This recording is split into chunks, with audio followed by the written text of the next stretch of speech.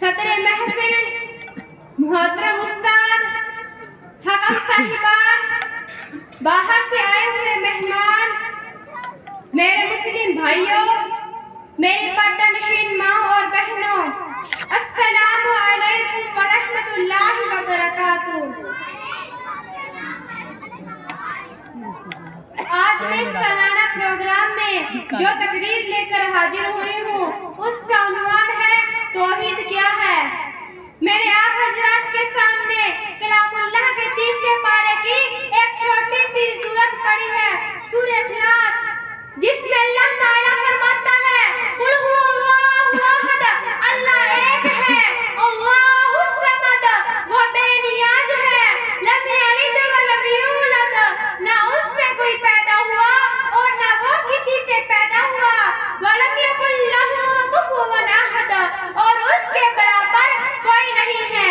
काबिल कद्र हाजिरीन, ये सूरत एक ऐसी सूरत है जिसमें अल्लाह ताला की तौहीद को बड़े जोरदार अल्फाज में बयान किया गया है। इसकी ताईद अल्लाह रब्बुल इज्जत ने एक दूसरी आयत में की है, व इलाहुकुम इलाहुन वाहिद, ला इलाहा इल्ला हुवल रहमानुर रहीम। सूरह बकरा की आयत नंबर 163। के लोगों सुन लो, तुम्हारा माबूद सिर्फ एक ही माबूद है, जिसके आगे सर झुकाया जाए, जिसको हाजत रवा और मुश्किल कुशा माना जाए, और वो बहुत रहम करने वाला, बहुत मेहरबान है।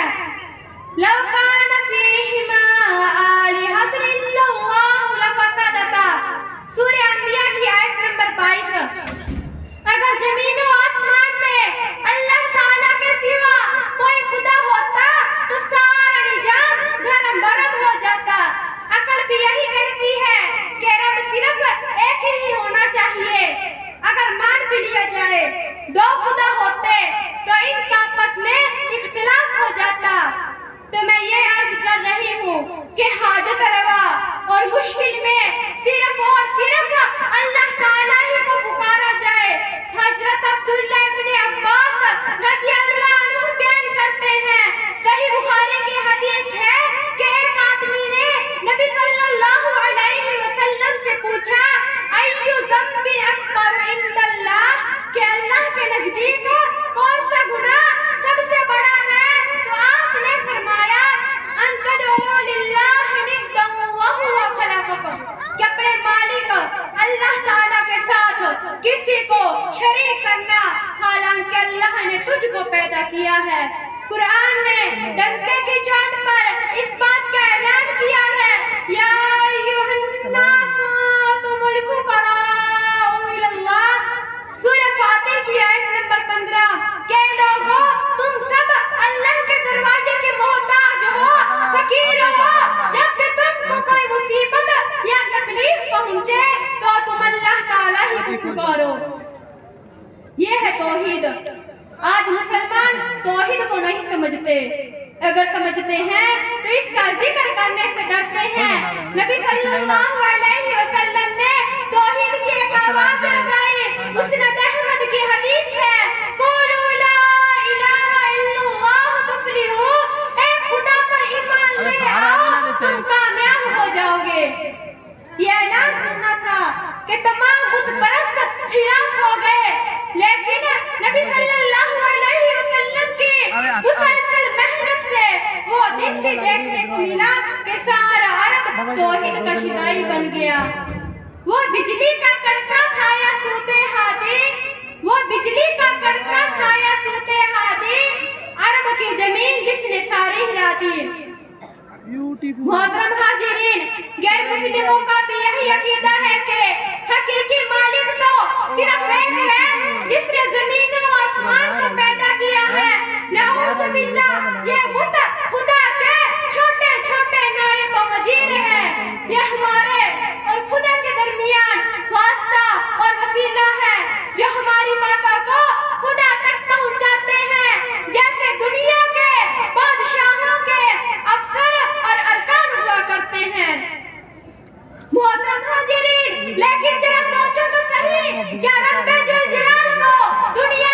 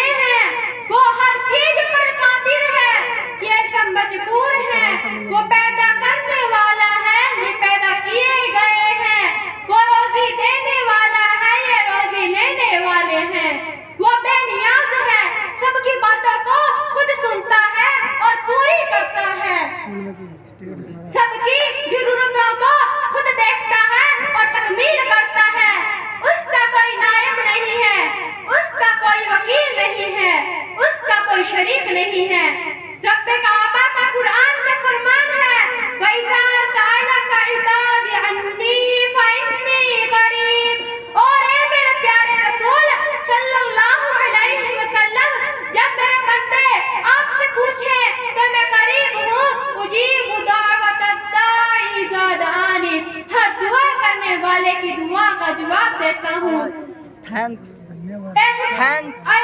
افسوس ہے مسلمان تجھے کیا یاد نہیں، افسوس ہے مسلمان تجھے کیا یاد نہیں، حرف لا تدع مع اللہ الہ آخر۔ اے مسلمانوں، اے میری ماں اور بہنوں، ذرا اسلام کے مزاج کو پرکھو، اسلام مسلمانوں کو کیا پیغام دے رہا ہے، قرآن اور حدیث میں کیا اعلان ہو رہا ہے۔